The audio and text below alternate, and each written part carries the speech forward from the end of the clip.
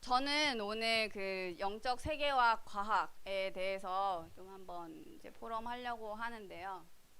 어, 전에 이제 류 목사님께서 이런 말씀하셨어요. 우리 교회가 또 이제 성도들이 신자들이 지금 막 일색이 늦춰져 있다, 뒤처져 있다 이런 말씀을 하셨는데 왜 뒤처지고 있을까? 그리고 지금 세상은 굉장히 빠르게 돌아가고 있는데 사람들이 이제 지금 쫓아가지 못하고 있어요. 근데 이제 교회 그리고 또 이제 기성 세대들은 더 못 쫓아가고 있는 상황이에요. 왜 그런가? 한번 이제 우리가 한번 고찰해 보도록 하겠습니다. 제가 예전에 이 자료를 본 적이 있는데 요즘 세대인지 예전 세대인지 테스트를 하는 거예요. 이게 그 2005년부터 이 과학 용어들의 표기가 바뀌었는데 그 전에는 이제 독일식이나 일어로 표현되던 것들이 이제 미국식 표현으로 바뀐 거예요. 외래 표기법에 의해서.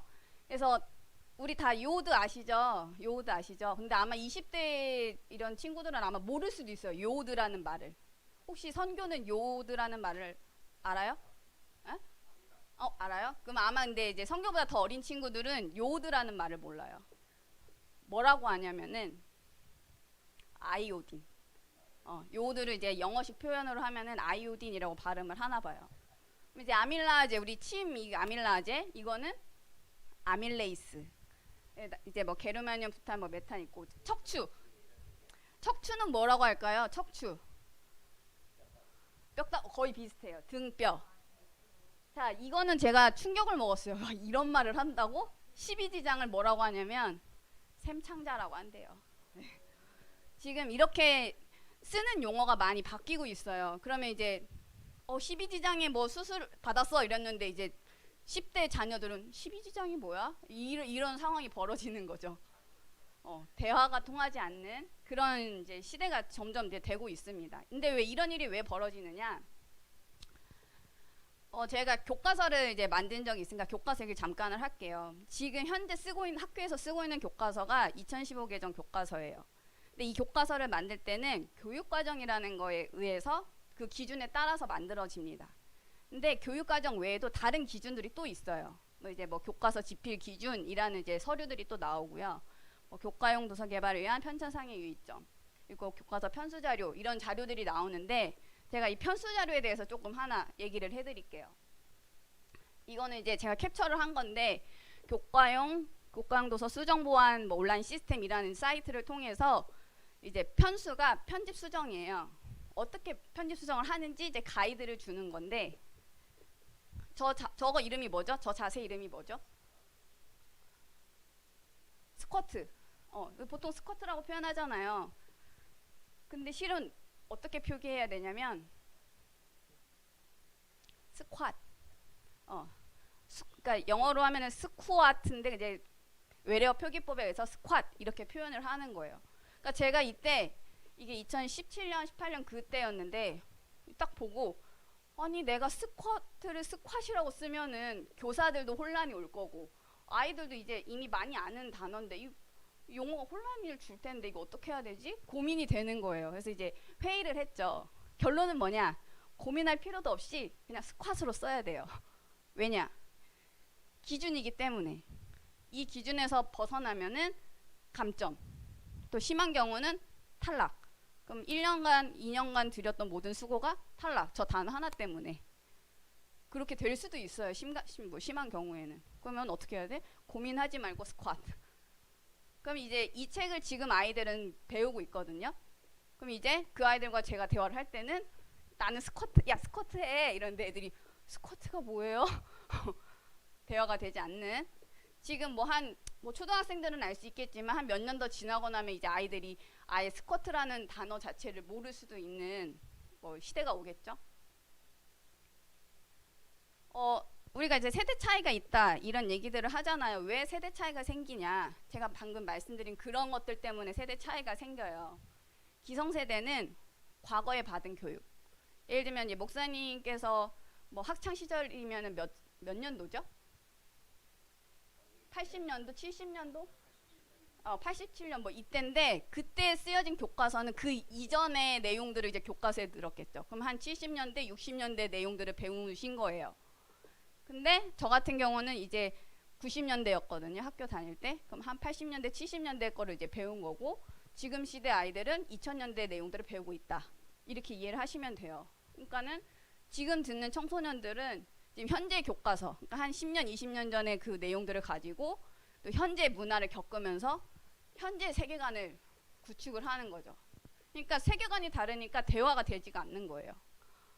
지금 뭐 메타버스, 뭐 4차 산업혁명, 뭐 이런 걸 얘기하는데 50대, 뭐 60대 이렇게 막 나이 연세 있으신 분들은 그게 뭐야, 그냥 한 10년, 20년이면 갈 텐데 지금 전혀 다른 세계에 살고 있는데 한 공간에 살고 있다는 거죠. 이 두 다른 세대가.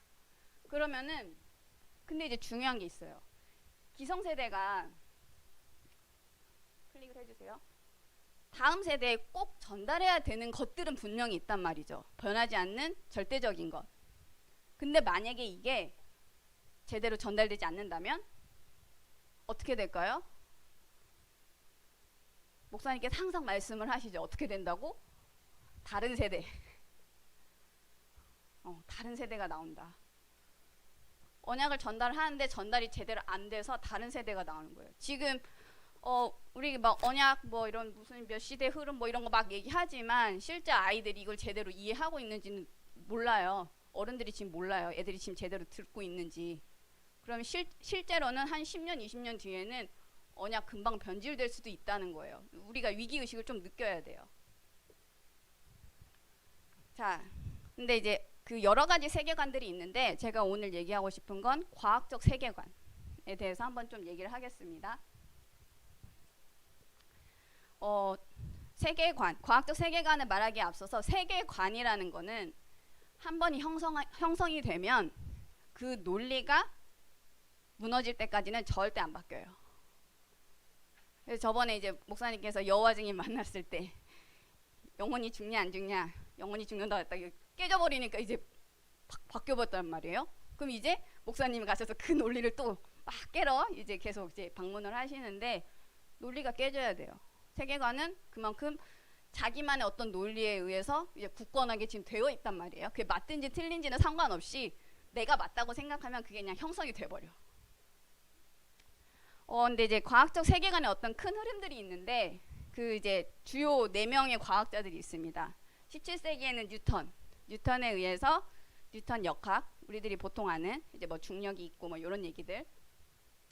근데 19세기 들어가서는 이 뉴턴 역학으로 설명이 안 되는 것들이 있는 거예요. 그래서 맥스웰이라는 사람이 이제 전자기 이론을 발표를 하죠. 그래서 좀 이제 좀 한번 흐름이 바뀝니다. 그러고 나서 이제 우리가 잘 알고 있는 20세기 초에 아인슈타인 상대성 이론. 상대성 이론이 이제 좀 어려워요. 뭐 이제 E는 MC 스퀘어 뭐 이런 얘기들을 하는데 가장 큰 이제 획기적인 그 전환이 된 건 뭐냐면 시간과 공간이 분리되어 있는 게 아니라 하나다. 이거를 얘기한 거예요. 상대성 이론을 통해서. 시공간이라고 표현을 한 거예요. 그래서 그 이전에는 시간, 공간 따로 있는 건 줄 알았어, 사람들이. 근데 아니다. 시공간이다. 이거를 얘기를 한 거예요. 그래서 이제 뭐 특수 상대성 이론, 그리고 이제 일반 상대성 이론 이런 얘기들을 하면서 이제 한 번 또 이제 큰 변화가 이제 일어나죠. 그러고 이제 지금에 와서는 현대는 이제 그 1900년도에 막스 플랑크라는 사람이 이제 양자 가설이라는 거를 얘기를 했어요. 우리 원자, 아톰, 그거보다 더 작은 개념, 양자, 퀀텀이라고 표현을 하는데 이게 이제 그때는 좀 불완전했는데 이제 연구자들 계속 하면서 조금 이제 좀 보완이 된 거죠. 그러고 나니까 어떻게 됐냐면 상대성 이론으로 설명할 수 없는 거를 양자 역학으로 설명이 가능해진 거예요. 그러니까 아인슈타인이 양자 역학을 안 받아들이겠다고 그냥 별별 수단을 다 썼어요.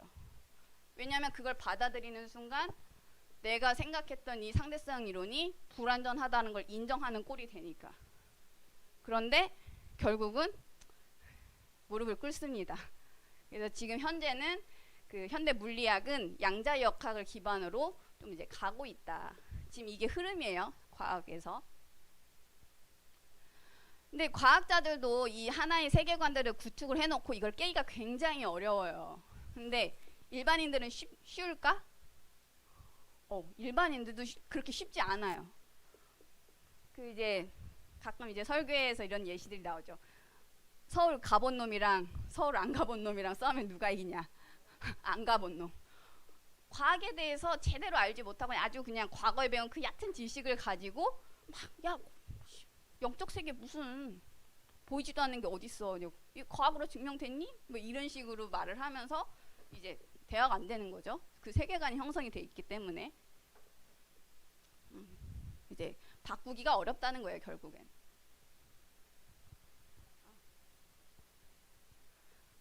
제가 오늘 이제 두 가지 책을 좀 얘기를 할 건데, 디바인 매트릭스라는 책이랑 이제 믿음 코드 30일, 이제 부제는 셀프 힐링의 비밀, 이제 뭐 자연적으로 치유가 되는 그 비밀을 얘기한 책인데요.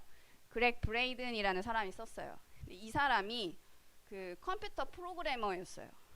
그래서 자기가 이제 프로그래머로 활동을 하다가 이제 이런 계속 이런 뭐 양자역학 이런 걸 보니까 이게 좀 다른 세계가 있네. 이러면서 이제 과학이랑 영성을 이제 합쳐서 설명하고 그런 것들을 이제 진행을 하고 있는 영성가예요. 뉴에이저예요. 그래서 우주 만물을 잇는 양자 에너지가 있다. 그래서 그거를 통해서 과학적 명상을 하자라는 것들을 이 책을 통해 설명을 하고 있습니다.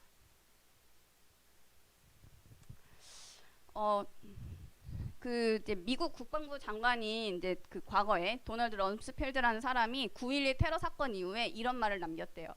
이제 테러가 났으니까 이거에 대한 자료들을 막 수집하고 나서 이제 발표하는 자리였는데, 알려진 것은 알려져 있다. 우리가 알고 있는 것은 알고 있다. 알려진 거 알고 있죠, 우리가? 우리는 또한 알려지지 않은 것이 알려져 있다는 것을 알고 있다. 우리가 알지 못하는 몇 가지 일들이 있다는 걸 알고 있다. 나는 몰라도. 근데 알려지지 않은 것 또한 알려지지 않고 있다. 무슨 말이에요? 내가 모르는 게 있는데 그건 내가 그 모른다는 사실조차도 나는 모르는 거예요. 우리가 아는 세계가 과연 내가 아는 세계가 그게 현재 모든 세계이냐? 아니라는 거죠. 내가 모르는 어떤 세계들이 있는 거죠. 어떻게 보면. 근데 이제 많은 사람들이 눈에 보이는 것만 받아들이는 거죠. 근데 보이지 않는 어떤 세계들이 있고 모르는 사실들이 있다라는 거를 지금 이 사람은 이걸 얘기하기 위해서 이 이제 말을 이제 인용을 해요. 자, 저하고 이제 여러분 사이에 지금 카메라가 하나 있네요. 근데 카메라 빼고 나머지 공간엔 뭐가 있죠? 공기가 있죠. 보이진 않지만 공기가 있죠. 공기가 있기 때문에 제가 말을 하는 게 지금 여러분 귀에 도달을 하는 거고, 바람이 불면 바람이 전달되는 걸 알 수 있죠. 공기가 있어요. 자, 그 다음 사진을 보면 물 속에는 뭐가 있죠? 물이 있죠. 물 속에 있으니까 물이 있겠죠. 그래서 물 속에서는 말을 해도 소리는 가지 않아요. 근데 제가 팔을 이렇게 한번 저으면 이 파동이 가죠. 그래서 결국 소리나 이런 이제 파동이나 이게 다 파장이에요. 파장. 웨이브라고 표현을 하죠. 그럼 우주에 빈 공간이 엄청 많은데 그럼 거기에는 무엇이 있을까? 아무것도 없나요? 빛? 아니죠. 빛이 가려면은 뭔가가 있어야 돼요. 과거에는 에테르라는 물질이 있다고 생각을 했어요. 사람들이, 과학자들이. 근데 이제 어떤 실험들을 하니까 에테르가 없다는 결과가 나온 거예요. 그래서 에테르 없어. 이게 땅땅땅 했는데 다시 다른 연구를 하니까 에테르 비슷한 무슨 에너지 같은 게 있네. 근데 이제 아직 그거에 대한 이름을 이제 에테르를 다시 붙일 수는 없으니까 그냥 뭔가가 있다. 지금 사람들이 이제 그렇게까지만 지금 연구가 되어 있대요. 그래서 만약에 아무것도 없으면은 저희가 만약에 빛을 딱 쏘잖아요. 그럼 빛이 안 가요. 아무것도 없으니까. 전달해야 되는 뭔가 물질이 있어야 되는데 없으니까 못 가는 거예요. 근데 무언가가 있기 때문에 이 빛이 가는 거죠. 근데 이제 에테르라는 표현 대신에 어떤 에너지들이 있다라고 이제 과학자들이 보고 있는데, 지금 이 아까 그 책을 쓴 그렉 브레이든 이 사람은 뭐라고 했냐면 어떤 에너지 장이 있다 이렇게 표현을 해요. 그래서 그거를 본인이 이제 명칭을 해요. 디바인 매트릭스라고. 어떤 신성한 어떤 그 장, 공간이 있다. 디바인 매트릭스가 있다.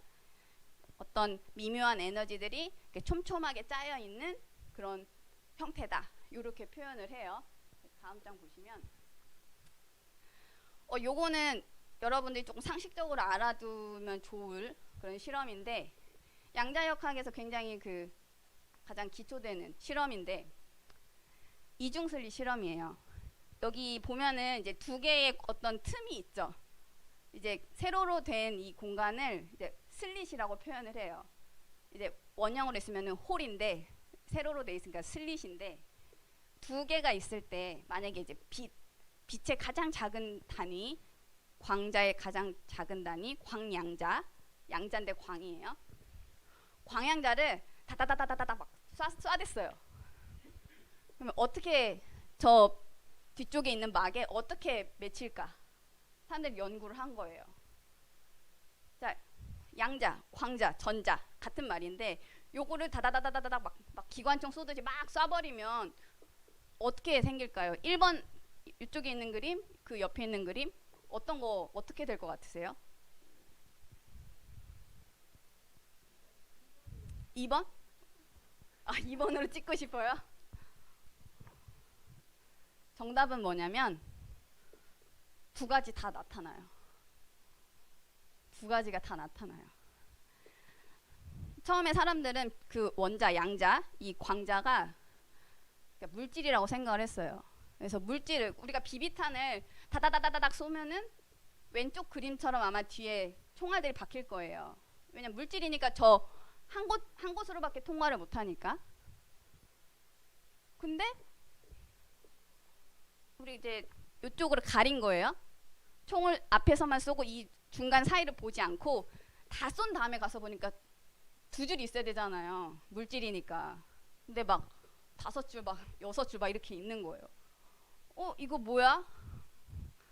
5줄 6줄 있다는 말은 뭐냐면 이 광자, 양자가 파동이라는 뜻이에요. 파도가 치는 것처럼 이렇게 겹쳐지면서 두 개의 구멍을 통과하면서 파장이 생기죠. 그럼 중첩되는 부분들이 이렇게 이제 가능성으로 다다다다닥 생긴 거죠. 그럼 옆에 그러니까 미니멈으로 이제 부딪히는 곳들도 있고, 근데 5개 줄은 맥스로 붙은 거죠. 다다다 좀 세게 붙은 거죠. 5줄이 생기면 파동인데 그럼 광자가 파동이야? 그러면은 내가 여기서 이 광자를 하나 쐈을 때 2개 구멍 중 어디로 통과하는지 봐야겠다 해서 사람들이 이 사이를 봤어요.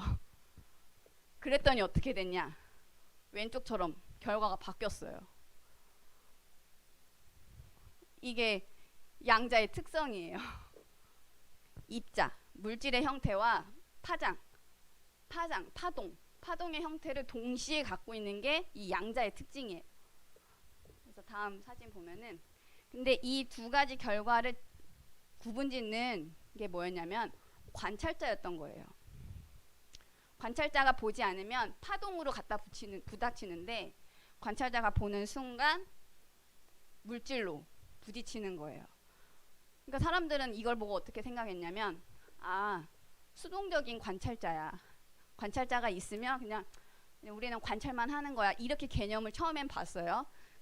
이 실험을 통해서 입자, 파동 이거에 더 사람들은 많이 이제 생각을 했는데 이 그렉 브레이든 이 사람은 어떻게 생각했냐? 다음. 관찰자가 단순히 그냥 보고 안 보고 그런 일을 하는 게 아니라 적극적인 창조자야. 물질과 파동을 결정짓는 적극적인 창조자야. 이렇게 봤어요. 자, 다시 바꿔서 설명을 한다면 지금 이 세계가 보이지 않아요. 우리가 눈을 감고 있으면 보이지 않아요. 눈 감으면 깜깜하니까 안 보이죠? 근데 내가 눈을 떠서 관찰하는 순간 물질이 되는 거예요. 적극적인 창조자인 거예요. 없는 것을 만들어내는 창조자가 된 거예요. 이제 그렉 브레이든은 이렇게 생각을 한 거예요. 이제 이 사람은 이제 과학자, 뭐 프로그래머였으니까 온갖 과학적 이론들을 자기 주장을 이제 뒷받침하려고 다 끌어옵니다. 그러면서 대표적인 거 세 가지 얘기를 했는데 DNA 실험 세 가지를 얘기했는데 진공 상태를 만든 튜브에다가 이제 진공이면 공기를 싹 뺐죠. 그럼 거기는 아무것도 없는 상태가 아니라 광자, 양자만 남아있는 상태인 거예요. 그쵸? 양자만 남아있는 상태에서 양자들이 어떻게 있나 이렇게 보니까 막 자유분방하게 있는 거예요. 질서가 없이.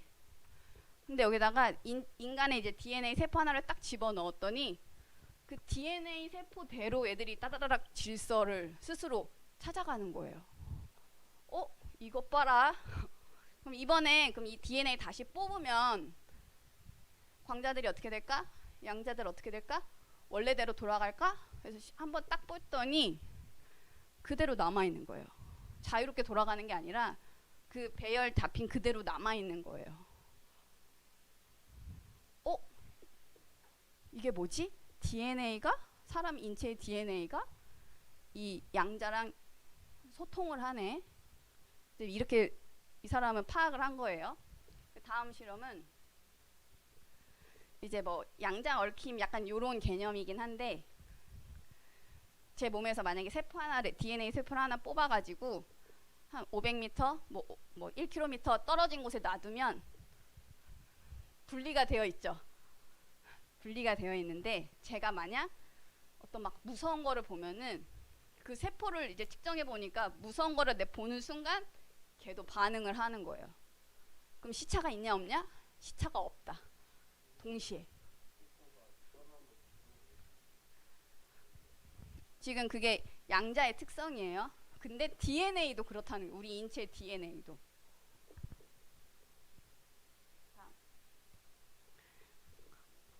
그 다음에 이 사람이 하나 이제 또 얘기한 건 뭐냐면 우리 인체 장기 중에서 신체 기관 중에서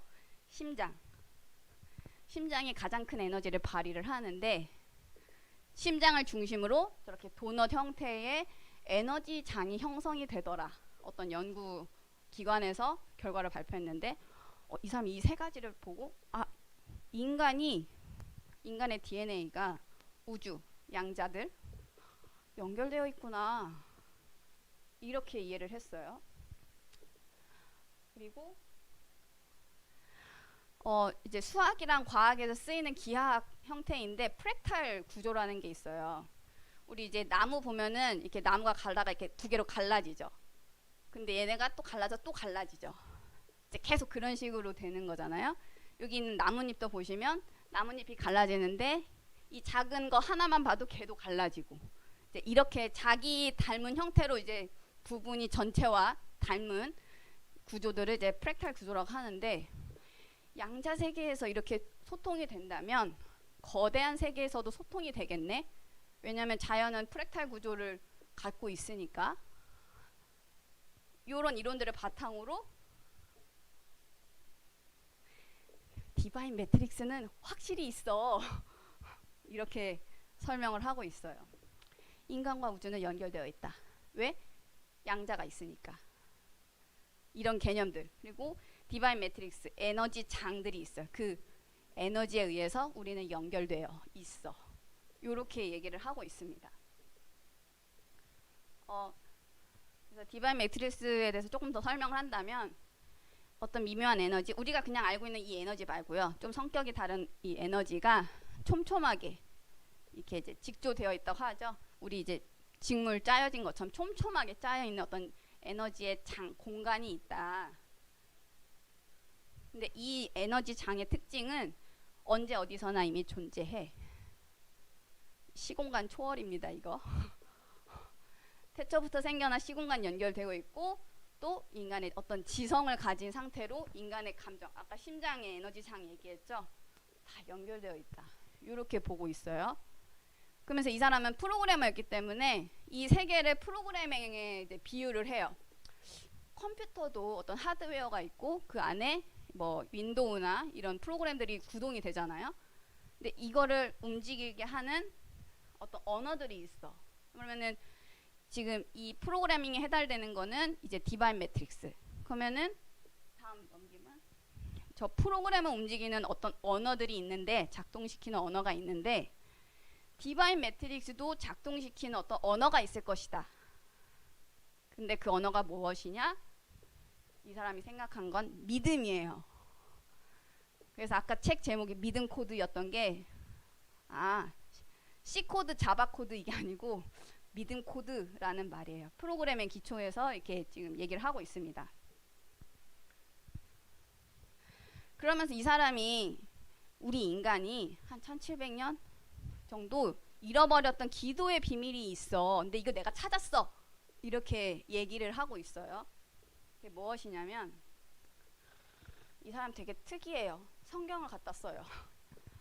이제 킹 제임스 버전을 쓰긴 했는데, 이제 우리 요한복음 16장 23, 24절 이제 자주 보는 것 구절 중에 하나인데, 이제 구하라.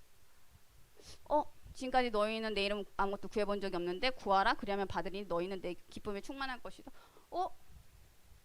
구하라고는 했는데 어떻게 구해? 왜 구하는 방법은 안 가르쳐주고 왜 구하라고만 해? 근데 이 사람이 다른 곳에서 그 방법을 발견했다고 주장을 해요. 어디냐면 외경, 도마복음서. 어떤 이집트의 무슨 이제 수도승 있는 그런 곳에 가서 거기 도서관에 있는 어떤 책자, 도마복음서 책자를 보고, 야, 성경이 편집이 되면서 두 개 구절이 빠졌는데 그것이 엄청 중요해. 지금 이 얘기를 하고 있는 거예요. 이 사람이. 뭐냐? 어떻게 구하냐면요. 숨겨진 동기 없이 구하래. 그리고 내가 어떤 구하려고 했던 그 답이 있죠. 그 답으로 에워싸이고 내가 열망하는 것으로 둘러싸이면 기쁨이 충만하다. 이렇게 표현을, 야, 이게 진짜 우리가 놓쳤던 기도의 비밀이야. 이거를 조금 다시 설명을 한다면, 이 사람이 이렇게 말을 해요. 느낌이 기도야. 그럼 이제 그 느낌이 무슨 느낌인지 우리가 확인을 해봐야겠죠? 우리가 구하라 하면은 이제 사람들이 주십시오, 구다사이 막 이렇게 얘기하잖아요. 그런 어떤 생각을 가지고 그냥 말로만 하는 그 구하는 거 말고 거기에 플러스 알파가 필요해. 감정. 그래서 아까 심장의 에너지 장 그 얘기했죠. 그게 필요해. 근데 그 이제 이따가 제가 다음 사진, 제가 유튜브에서 이 사람 강의하는 거 캡처한 건데요. 이제 저 뭐 차크라 뭐 이런 얘기를 하는 거죠. 심장을 중심으로 위에 있는 것은 생각이라고 본 거고, 아래쪽은 어떤 감정적인 거라고 본 거예요. 그럼 이 두 개가 심장에서 하나가 되면 그게 느낌이다. 마치 다 이루어졌다라는 느낌을 가지고 있는 게 기도다. 이렇게 말을 해요, 이 사람이. 그래서 아까 저 그림처럼 그 느낌이 기도고 그게 믿음이다. 그래서 내가 생각한 거랑 내가 진짜 다 이루어졌다라고 어떤 감정적으로 믿으면 우리가 잃어버렸던 그 절대 기도의 비밀이야. 이게 이 사람이 주장하는 거예요. 그래서 아까 제가 얘기했죠. 디바인 매트릭스 움직이는 어떤 언어가 있을 건데, 이 사람은 저 느낌, 다 이루어졌다, 이 느낌이 그 언어다라고 표현을 하고 있습니다. 이렇게까지 이제 얘기를 듣고 제가 이제 자료를 이제 찾아보기 시작을 했습니다.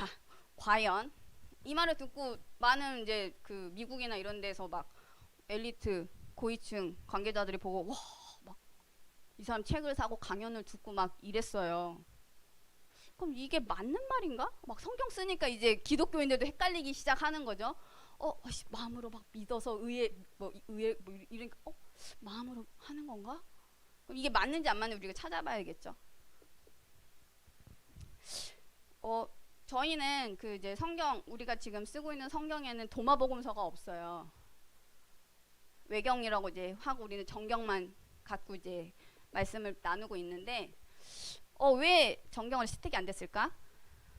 이제 여러 가지 이유들이 있는데, 그 중에 하나가 그 이제 도마가 인도로 넘어갔죠. 지난주에 목사님이 이제 도마가 인도 가고 뭐 이런 얘기들 하셨었는데, 인도 종교 사상이 혼합되어 있다. 이 도마 복음서에. 그러니까 도마가 잘못됐는지 그거는 아니고 이 도마 복음서에 대해서 얘기하는 거예요.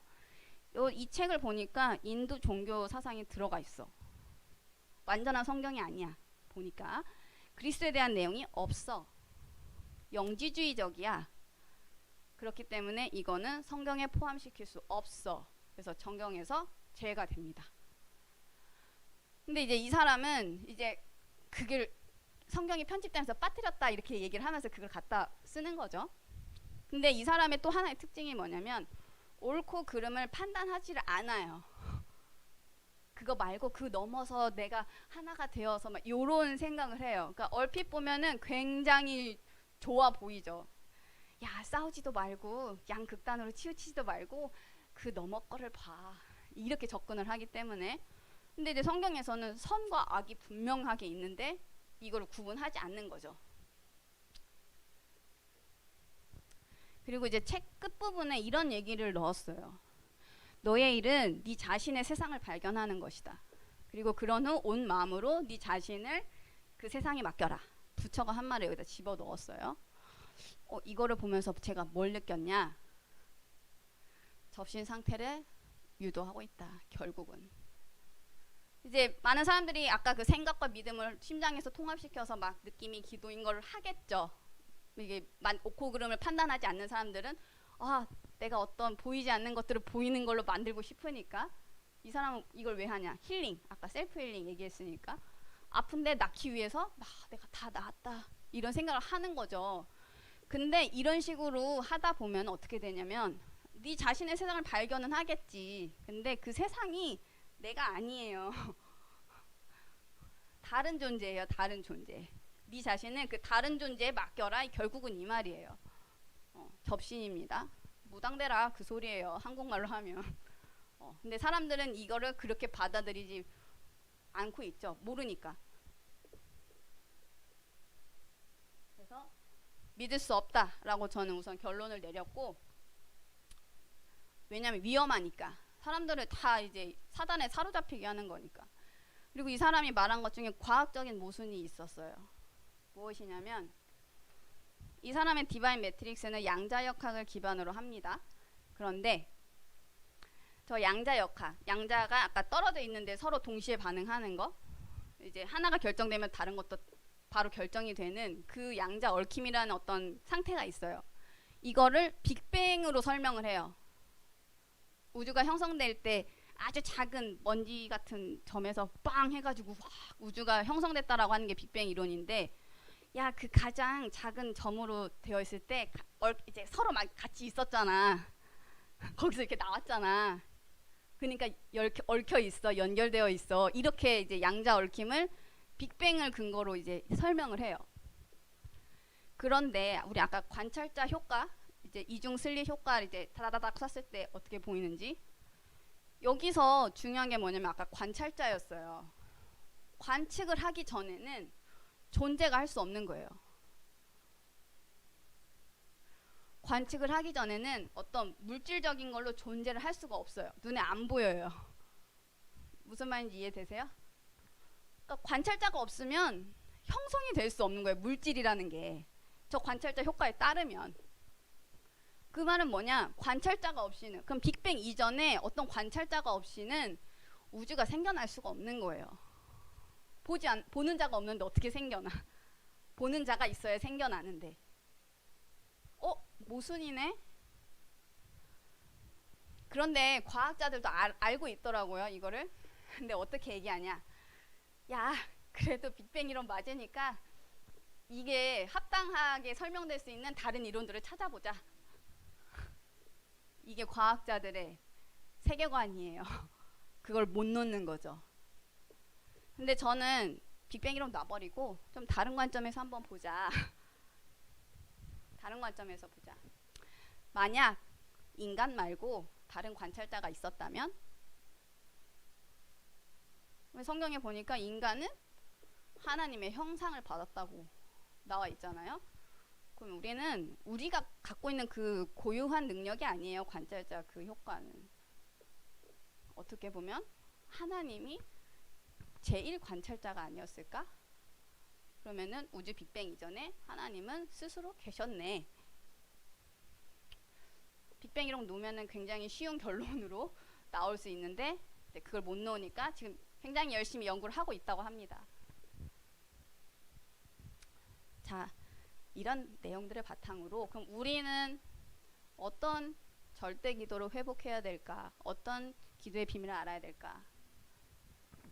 자, 성경에 제가 그냥 이제 어플에다 놓고 이제 성경 어플에다가 생각 이렇게 쳐가지고 검색을 쭉 해가지고 몇 개 이제 구절을 뽑았는데 우리의 이런 인간들의 이런 생각에 대해서 하나님은 어떻게 말씀하셨냐면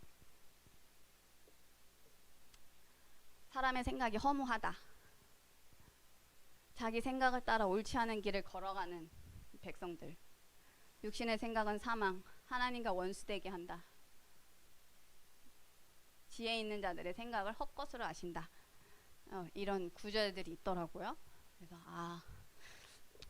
사람들이 많이 열심히 막 공부하고 막 생을 걸고 하는 그 연구들이 하나님 보시기에는 헛것이고 패망하는 길이구나. 왜냐, 그것을 믿고 그 길로 쫓아가면 언젠가 어떤 존재에 의해 사로잡히게 되겠죠. 자, 그럼 이러한 세상의 지식도 우리가 알아야 합니까? 몰라야 합니까? 알아야 돼요? 몰라야 돼요? 알아야 되죠. 가끔 기독교인 분들 중에 이런 분들 계세요. 여호와 증인 만나면 안 돼. 넘어간단 말이야. 신천지 만나면 안 돼. 넘어간단 말이야. 이런 과학적 이런 거 하면 안 돼. 여기 속아 넘어가. 그 정도 믿음이면은 안 보는 게 낫지만 우리가 영적 분별력을 갖고 영적 서밋이라면 연구해야 돼요. 연구해야 돼요. 그래야 지금 세상의 엘리트들, 아이들 지금 대학에서 어떤 것들이 가르쳐지고 어떤 것들이 지금 그들에게 주입이 되고 세계관을 구축하고 있는지를 알아야 그들하고 대화를 할 수가 있어요. 이런 거 모른다? 그럼 아까 제가 앞에서 설명한 그 세계관, 완전 다른 세계관을 가지고 서로 자기 말 하니까 에휴, 기독교인 상종도 못할 사람이야. 이런 소리를 듣는 거죠. 그래서 이들을 살리러 가야 되는데 대화가 안 통해 우리가. 그러면 안 되기 때문에 알 필요가 있다.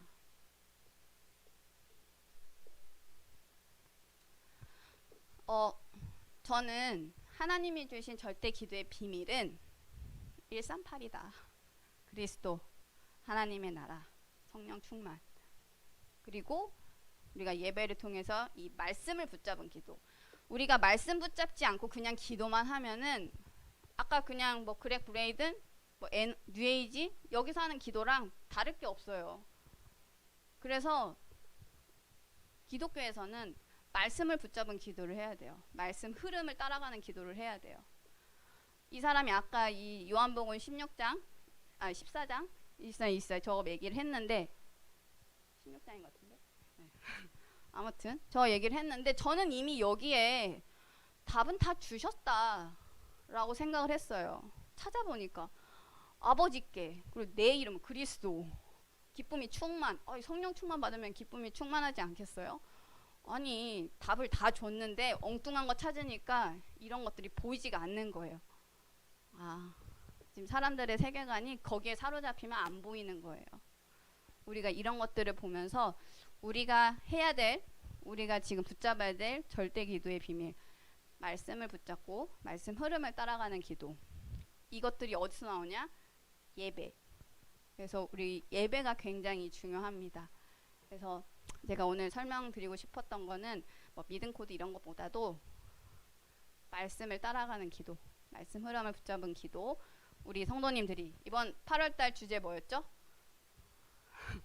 하나님이 주신 절대 언약을 누리자 나에게 주신 절대 언약을 누리는 예배를 회복하시기